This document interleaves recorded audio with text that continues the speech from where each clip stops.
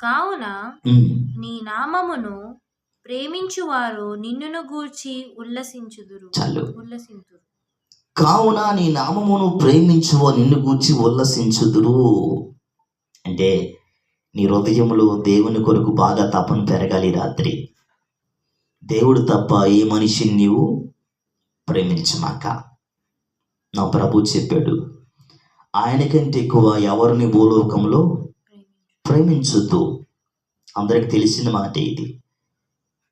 ఆయనకి తప్ప నీ హృదయంలో ఏ వ్యక్తికి హృదయంలో నీ మనసు ఇవ్వమాక. దేవుడికి నీ మనసు ఇవ్వాలి. అలా ఉన్నప్పుడు ఆయన నామమును తప్పకుండా ప్రేమిస్తావు. హల్లెలూయా. దేవునికి హృదయంలో స్థలం ఇవ్వలేకపోతే నీ మనసు దేని మీదకో వెళ్ళిపోద్ది. కానీ దేవుడు నీతో ఉంటే నీ మనసు దేవుణ్ణి ఆనుకుంటుంది కదా. దేవుణ్ణి ప్రేమిస్తావు, మరొక దానిని నీవు ప్రేమించవు. అప్పుడంట అన్ని విషయంలో రోజు ఉల్లసిస్తావు. అంటే నీకు ఆ సంతోషానికి హద్దులేనేవి లేవు. చక్కగా ప్రభువులో వర్ధిల్లుతావు. నిన్ను ఏది ఆపటానికి అడ్డుపడే విధానాలు కలుగుతున్నా ఆయన ఉన్నాడు కనుక అదే నీ దగ్గరికి అది రాదు. దేవుని నామానికి స్తోత్రం. పరిస్థితులన్నీ దాటిస్తాడు.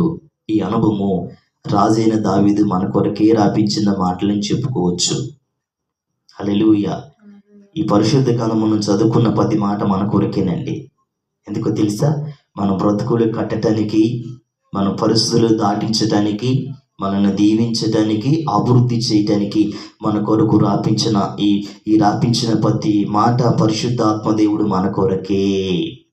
హల్లెలూయా. కనుక ప్రియ సహోదరుడ సహోదరి, రాత్రి గమనించు.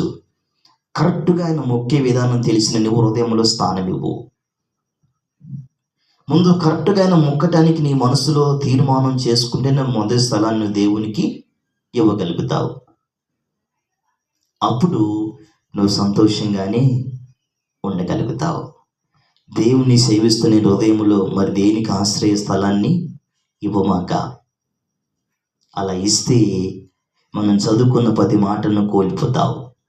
హృదయంలో దేవునికి స్థానం ఇవ్వగలిగితే నీ ఆత్మీయ జీవితము రోజు రోజుకి ముందుకి వెళ్ళగలుగుతుంది. ఇప్పుడు తల్లి ఇప్పుడు సహోదరుడ సహోదరి, లైవ్ చూస్తున్న ప్రియ సహోదరుడ సహోదరి, అందరూ గమనించగలిగిన మీ రాత్రి నేను ముగిస్తున్నాను.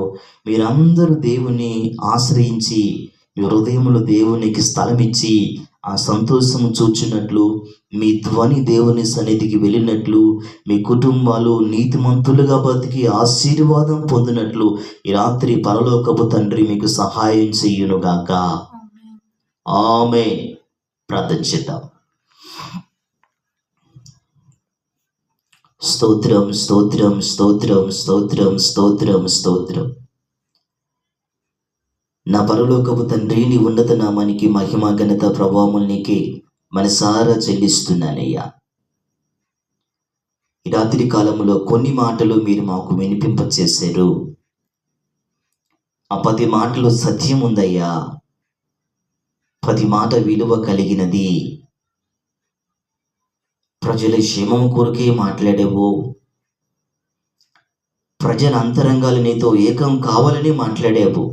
ఇంతకాలము వారి హృదయంలో నీకు ఆశ్రయం ఇవ్వకుండా దేనికి ఆశ్రయం ఇచ్చారు. వారు గుర్తిరిగి ఈ రాత్రి ప్రతి బలహీనతను వదిలిపెట్టి వారు పోగొట్టుకున్న సంతోషం మరలా చూచి వారి ఆనందోధ్వని నీ సన్నిధిలో మరలా గొంతువెత్తి నీతో మొరపెట్టుకునే భాగ్యం మరలా దయచేసి అటగిస్తున్న ప్రతి బలహీనతలన్నీ మీరు దూరపరిచి వాక్యపు వెలుగులో వారి జీవితాలు కట్టబడి చీకటికి వేరు చేయబడి నీలో వారు ముందుకు సాగుటకు నీవే వారికి పరిశుద్ధాత్ముడ సహాయం చేసి ఈ పలికిన ప్రతి మాట వారి వ్యక్తిగత జీవితంలో నీ కొరకు బ్రతకటానికి, నీ కొరకు నిలబడటానికి, నీలో ఏకం చేయబడటానికి సహాయం చేయమని మహిమ ఘనత ప్రభావములు నీకు చెల్లిస్తూ యేసు నామములో అడుగుతున్నాను తండ్రి.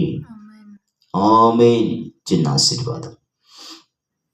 మన తండ్రి యొక్క ప్రేమయు ప్రభువైన యేసుక్రీస్తు కృప ఇది మొదలుకున్న అన్ని విషయములలో సదాకాలం మనకు తోడయిండి రాకడి పర్యంతరం వరకు మనందరము ఆయన కొరకు బ్రతికి ముందుకు నడిపించకూడదుముగాక. ఆమె. అందరికీ వందనాలమ్మా, అందరికీ వందనాలయ్యా.